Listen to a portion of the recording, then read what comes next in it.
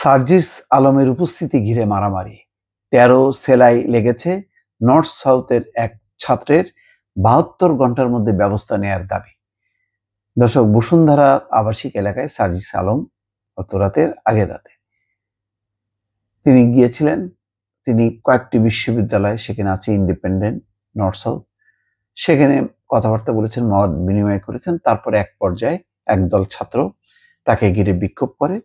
তারপরে দুই পক্ষের মধ্যে হাতাহাতি মারামারি হয়। এর মধ্যে অবশ্য কোনো রকমে নিয়ন্ত্রণ করে বা পরিস্থিতি কন্ট্রোল করে বা পরিস্থিতি যখন নাকি নিয়ন্ত্রণের বাইরে চলে যাচ্ছিল, তখন সার্জিস আলম চলে যান। তারপরে ওই দুই পক্ষের মধ্যে মারামারি হয়েছে।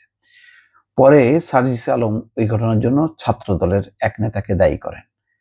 এখন দেখা যাচ্ছে শিক্ষার্থীরা আবার এটা তারা প্রতিবাদ করছেন এবং তারা বলছেন যে ওই ছাত্র দলের নেতার নেতৃত্বে একদল তরুণ বা যুবক তাদের উপর হামলা করেছে। এতে নর্থ সাউথ বিশ্ববিদ্যালয়ের এক শিক্ষার্থী বেশ ভালো মতো আহত হয়েছে। মোহাম্মদ মুশতাক তাহমিদ নামের MBA ওই শিক্ষার্থীর পিঠে ধারালো অস্ত্রের আঘাত লেগেছে। সেখানে 13টি সেলাই দেওয়া হয়েছে বলে তিনি জানিয়েছেন।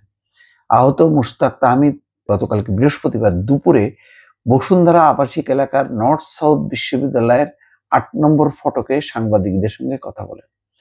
এ সময় তার সঙ্গে আরো 4 শিক্ষার্থী উপস্থিত ছিলেন। হামলার জন্য মুশতাক তাহমিদ নর্থ সাউথ বিশ্ববিদ্যালয়ের সাবেক ছাত্র এবং ছাত্রদল নেতা পরিচয়ধারী আহমেদ শাকিল এবং তার সহযোগী মাসরুরকে দায়ী করেছেন। আগামী ৭২ ঘন্টার মধ্যে এই ঘটনায় থানায় মামলা গ্রহণ এবং দোষীদের গ্রেপ্তারের দাবি করেছেন তিনি।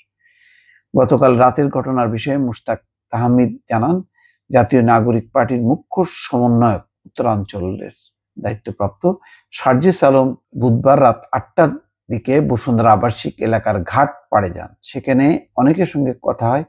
তিনি কেন আগেই সেখানে আসেননি, গণ অভ্যুত্থানে হতাহত ব্যক্তিদের পরিবারকে দেখভাল সহ নানা বিষয়ে তার কাছে অনুযোগ করেন শিক্ষার্থীদের অনেকে। অর্থাৎ তিনি কেন আগে আসেননি এবং হতাহতদের অনেকেই তার কাছে অনুযোগ করেন।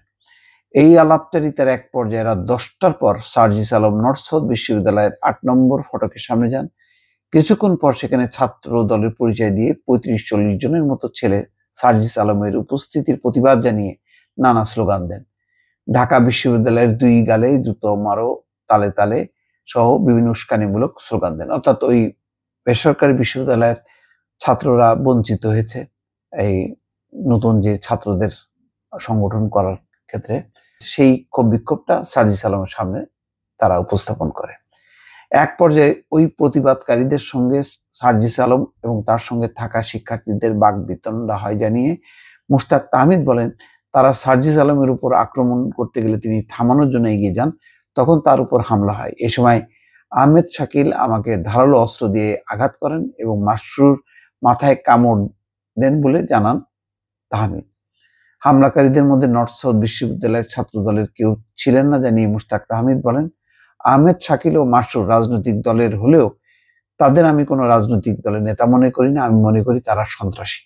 তাদের সন্ত্রাসী হামলায় আমার শরীরে 13টির মতো সেলাই লেগেছে। আমি নিজেও কোনো রাজনৈতিক দলের নই। আমি বিভিন্ন সময় কোটা বিরোধী আন্দোলন সহ ছাত্রদের বিভিন্ন দাবির পক্ষে আন্দোলনে সক্রিয় ছিলাম। যাই হোক, সেটা যাই বলুক না কেন, কিন্তু এই যে হামলা, এই যে মারামারি, কেন? সার্জিস আলমের কি যাওয়ার অধিকার নেই? তার অধিকার আছে। আবার তার উপরে বিক্ষোভ করে এরকম মারমুখী আচরণ, এটাও তো গ্রহণযোগ্য নয়। যারাই করুক না কেন, তাদের যদি কোনো বক্তব্য থাকে, দাবি থাকে, সেটা বলতে পারে, আলোচনা করে। এই যে এক ধরনের মানে পাল্টাপাল্টি, এটা খুবই খারাপ। কারণ এখন হাসিনা মুক্ত বাংলাদেশে এখনো যদি গণতন্ত্রের চর্চা না হয়, এক পক্ষ আর এক পক্ষকে টিকতে দেবে না, তাদেরকে প্রতিহত করবে, এই যে এক ধরনের হিংসাত্মক মনোবৃত্তি জাগ্রত হচ্ছে এবং সমালোচনাকে সহ্য করতে না পারা, প্রতিপক্ষকে একেবারে গ্রহণ করতে না পারার যে মানসিকতা এবং তাদেরকে উৎখাত করে দেব, তাদেরকে আর এখানে অবস্থান করতে দেব না, এই মনোভাবটা, এটা খুবই অশনি সংকেত।